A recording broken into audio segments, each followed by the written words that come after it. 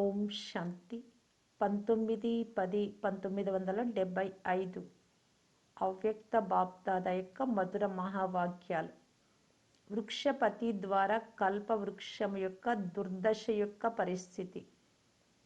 మనుష్య సృష్టి రూపీ వృక్షానికి బీజరూపుడు, క్రొత్త కల్పవృక్షం యొక్క రచయిత పరంపిత శివ్ పరమాత్మ వృక్షం యొక్క విహార సమాచారం అంతా వివరిస్తూ ఉన్నారు. ఈరోజు వృక్షపతి మరియు ఆదిదేవ్ బ్రహ్మ ఇద్దరూ తమ వృక్షం యొక్క రూపురేఖలను చూడటానికి వెళ్ళారు. ఆదిదేవ్ అనగా సాకార మనుష్య సృష్టి యొక్క రచయిత తండ్రి ప్రజాపిత బ్రహ్మ. వృక్షం యొక్క నలువైపులా చూసినప్పుడు ఏం చూశారు? మనుష్యాత్మ అనే ప్రతి ఒక్క ఆకు పాతదిగా అయితే అయిపోయింది, కానీ ఎక్కువ ఆకులకు చీడ పట్టి ఉంది. అందువలన ఆకు యొక్క రంగు రూపము మారిపోయింది, అంటే వర్ణము మారిపోయింది. ఒకవైపు రాజ్య శక్తిని చూశారు, రెండవ వైపు ధర్మశక్తి, మూడవ వైపు భక్తి శక్తి, నాలుగవ వైపు ప్రజాశక్తి. ఈ నాలుగు శక్తులు ఆంతరికంగా పూర్తిగా శక్తిహీనంగా కనిపించాయి. లోపల ఖాళీ, బాహ్యంగా కేవలం రూపం మిగిలింది అంతే. చెద పట్టినప్పుడు ఎలాగైతే బయట రూపం బాగానే కనిపిస్తుంది, కానీ లోపలంతా డొల్ అయిపోతుంది. అదేవిధంగా రాజ్య సత్తాలో కూడా రాజ్యం యొక్క సత్తా లేదు. పేరుకు రాజ్యం, కానీ రాత్రింబవళ్ళు పరస్పరంలో ఈర్ష్య ద్వేషం యొక్క అగ్ని మండుతూ కనిపించింది. రాజ్య సుఖాల ప్రాప్తి ఎలా ఉన్నా కానీ ఒక్క నిమిషం కూడా శాంతి లేదు, నిద్ర యొక్క శాంతి కూడా లేదు. మానవ జీవితంలో రోజంతటి అలసట వెళ్ళిపోవటానికి, సంకల్పాలను ఇముడ్చుకోవడానికి సాధారణంగా నిద్ర అనే నియమం పెట్టబడింది. ఆ అల్పకాలిక భాగ్యం కూడా లేదు, అంటే భాగ్యహీన రాజ్యం. రాజ్య సత్తా లేదు. రాజ్యము ద్వారా అల్పకాలిక ప్రాప్తి యొక్క సత్తా కూడా లేదు. ఇలాంటి శక్తిహీన రాజ్యాలను చూశారు. సదా భయము అనే భూతాల మధ్య కుర్చీపై కూర్చొని ఉన్నట్లు చూశారు. ఇలా చూస్తూ తిరిగి మరోవైపు ఏం చూశారు? ధర్మసత్తా. ధర్మసత్తాలో కూడా కొన్ని చిన్న చిన్న క్రొత్త ఆకులు కనిపించాయి, కానీ ఆకులకు చాలా త్వరగా అహంకారము అనగా స్వ అభిమానము మరియు సిద్ధిని స్వీకరించాలి అనే పక్షులు ఆకులను తినేస్తున్నాయి.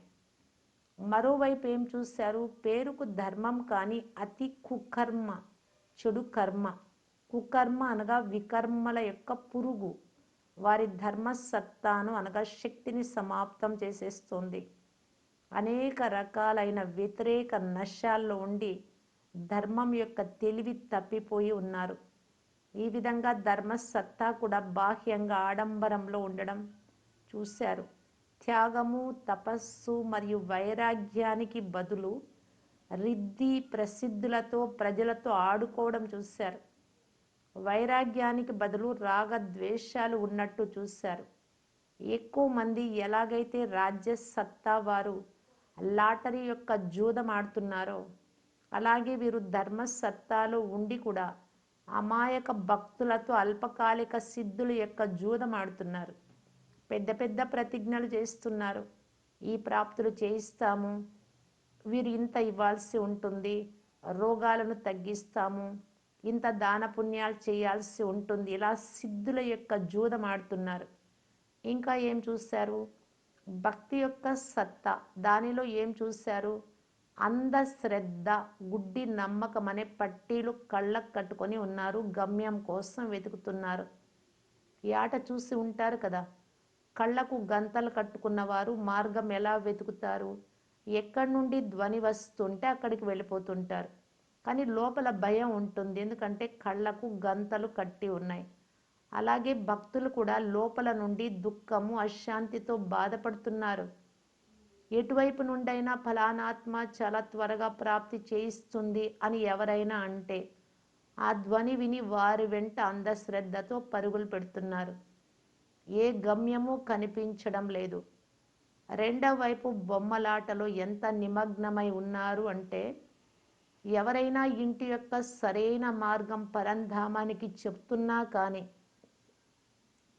ఎవ్వరూ వినటానికి తయారుగా లేరు. భక్తి సత్తా అనగా అతి స్నేహం యొక్క సత్తా. కానీ స్నేహ సత్తా స్వార్థంలోకి మారిపోయింది. స్వార్థం యొక్క మాటలు ప్రసిద్ధంగా కనిపిస్తున్నాయి. స్వార్థంతో బికారీగా కనిపించారు.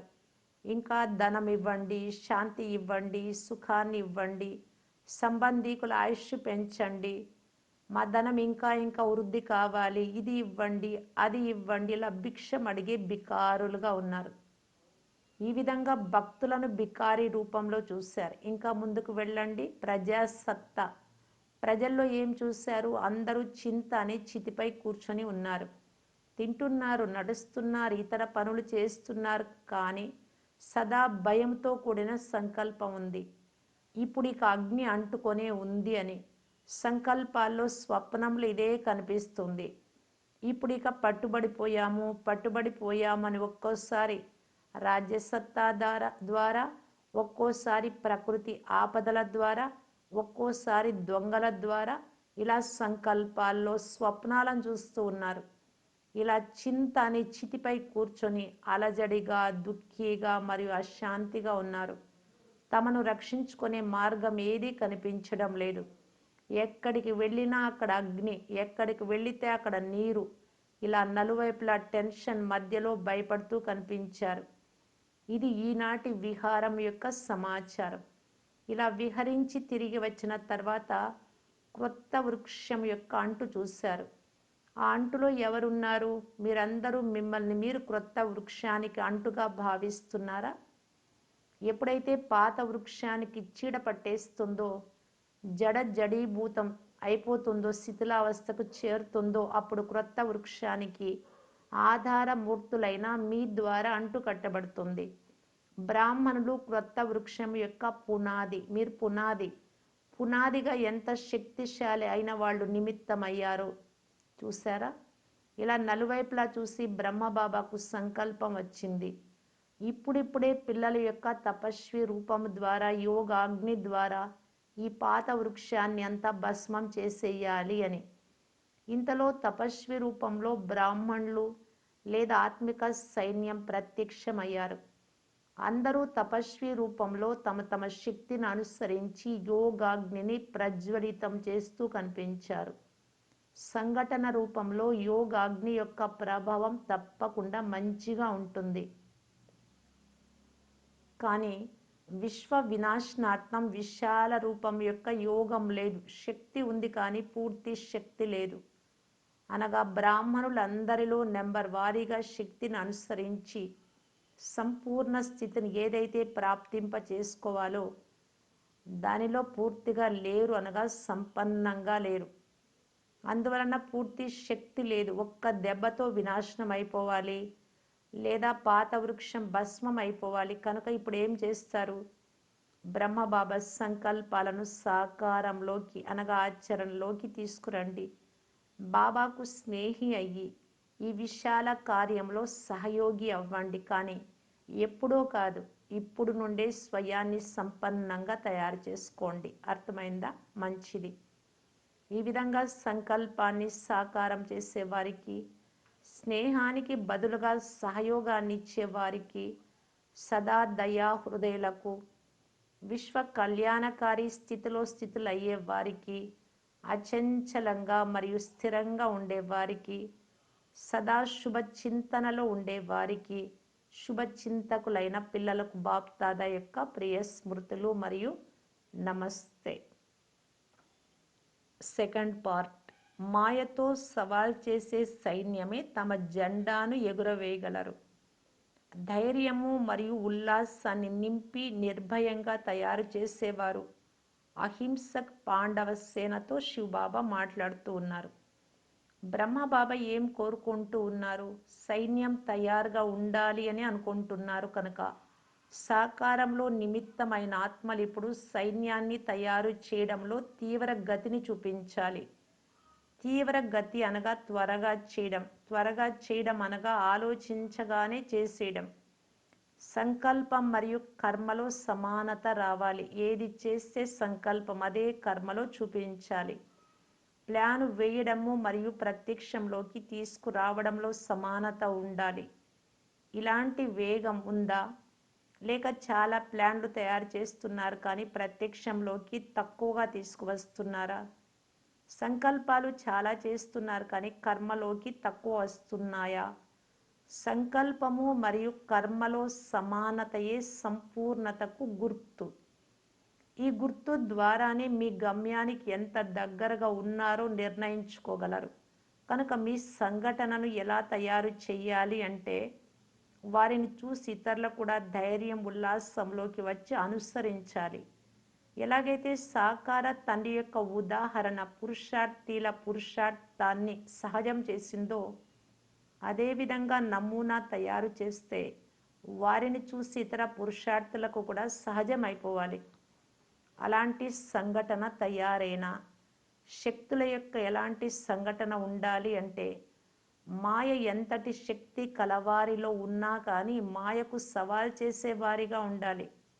జూదంలో ఓటమి అయితే వారికే ఉంటుంది. కల్ప పూర్వపు స్మృతి చిహ్నంలో కూడా జూదాన్ని చూపించారు కానీ యథార్థ రూపంలో చూపించలేదు. కౌరవులు తమ జూదంలో నిమగ్నమై ఉన్నారు మరియు ధర్మసత్తా కలవారు తమ జూదంలో నిమగ్నమై ఉన్నారు. జూదంలో వారి ఓటమి తప్పదు మరియు పాండవుల యొక్క జెండా ప్రసిద్ధి అవుతుంది.